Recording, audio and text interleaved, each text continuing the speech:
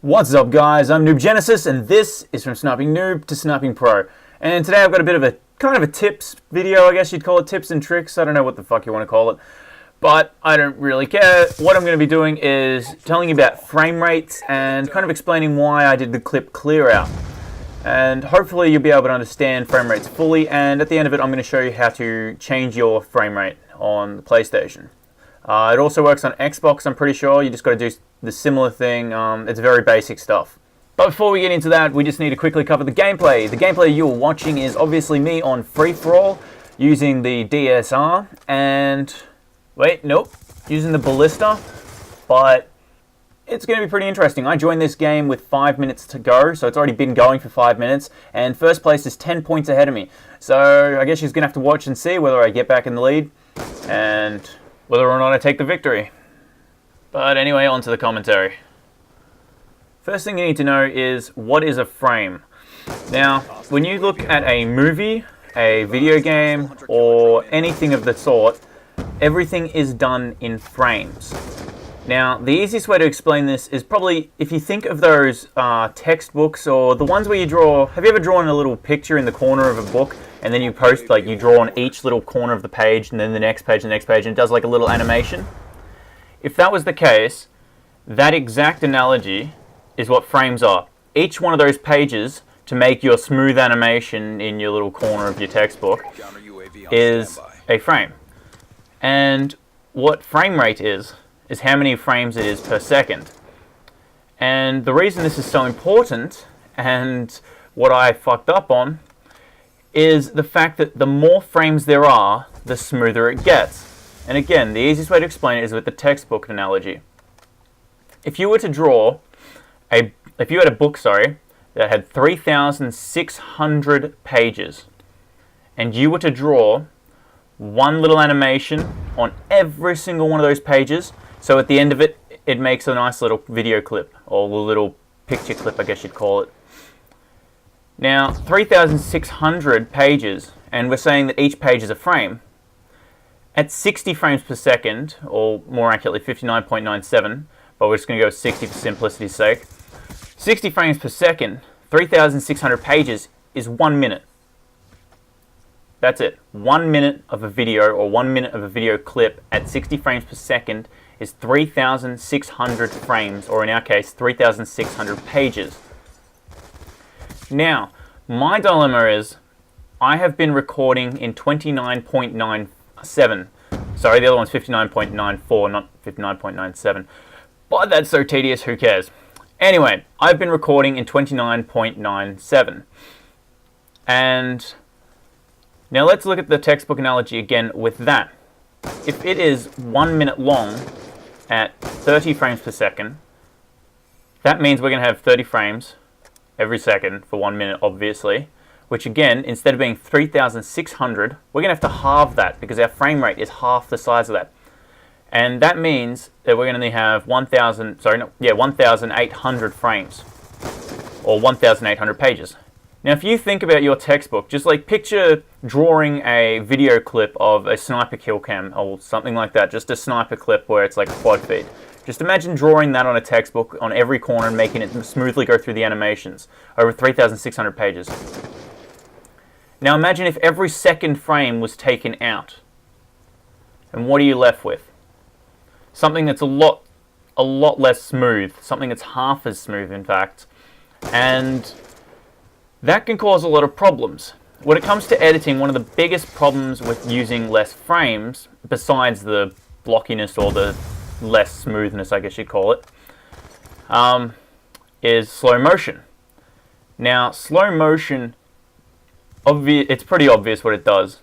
It uses the frames and kind of spaces them out, so it uses the same frame over and over to make it stretch out longer. So if you had your little textbook animation and you were to make it so 3 of the pages in a row with the exact same frame. Now, if you were on 60 frames per second, 3 pages is relatively small. Whereas if it's on 29 frames per second, it's almost equal to 6 frames that are going to be identical. Now, that is twice as much of the same picture that is being blurred to get, well, that's been just sitting there for 1 second or whatever. And honestly, that was kind of a poor way to explain it, but if you have any problems or any questions, feel free to ask me in the comments section. That's all cool, and I'll reply and answer any of the questions you have. But anyway, the one problem is for me right now is I can't exactly show you an example of the difference between the two, because when I posted that video the other day where it was the Ruthless in 68 seconds, that video was completely different quality on YouTube compared to what it was on my computer. On my computer, it was nice and crisp and very smooth. And then when it got to YouTube, completely fucked up. And it was kind of grainy and shit. But after this gameplay, I'm going to be showing you how to change it to 59 frames per second. And you'll be able to see for yourself. Just go into combat training, play a game on your original settings, then play a game on my settings. And just a pre-warning, if you have an older TV, it's not going to really help. This is more for LCD and LED TVs, like pretty much the decent flat screens, possibly plasmas as well. But anyway, I'm going to let the rest of this gameplay play out, and then I'll be back after that.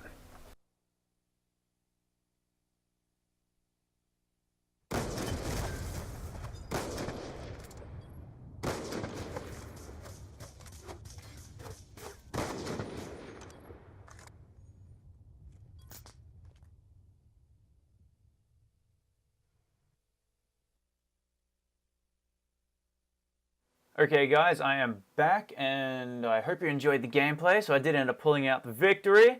I just missed my final shot to get that to get the 30 kills, but oh well, shit happens.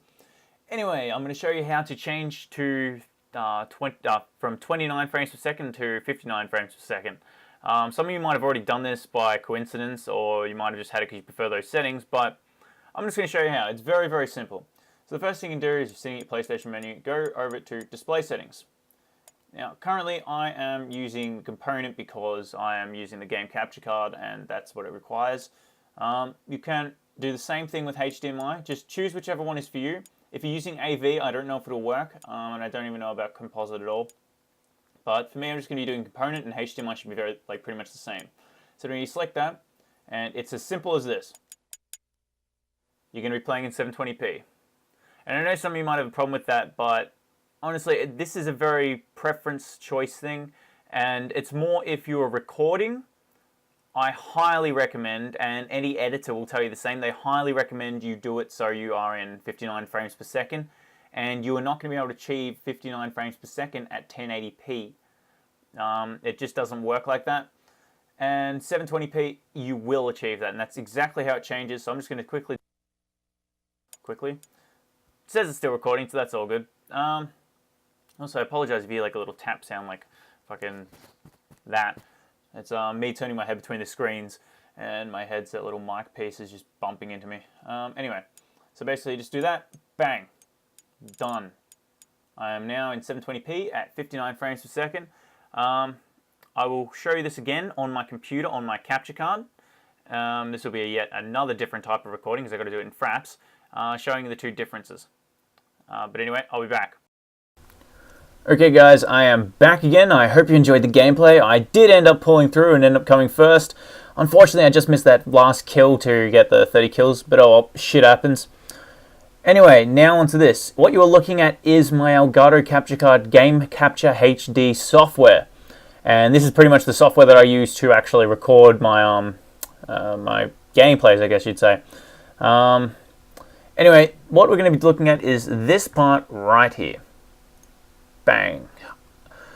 Right there, it says input, doesn't matter. Output is what's important. 1920 by 1080, 29.97 frames per second. Now that's where the problem lies.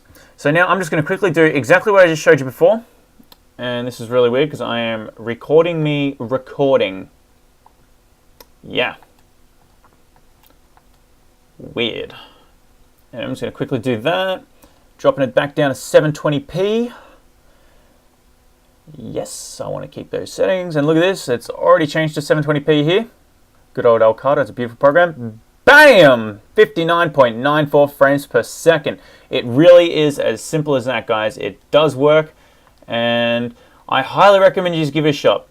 I mean, you may not think it's a big deal or whatnot, but you know what? It doesn't hurt to try. You can easily change it back if you don't like it, or you never know, you might like it a lot. Personally, I find it absolutely brilliant. I'm not really sure in this video if you're going to be able to tell the difference, purely because I don't know how YouTube uploads, and I'm also recording in multiple programs, including Fraps at 59 frames per second, and then other things are in 29. Such a confusing world we live in. But anyway, guys, hope this video has helped someone. If you've got any questions, feel free to ask me in the comments, and as always, have fun.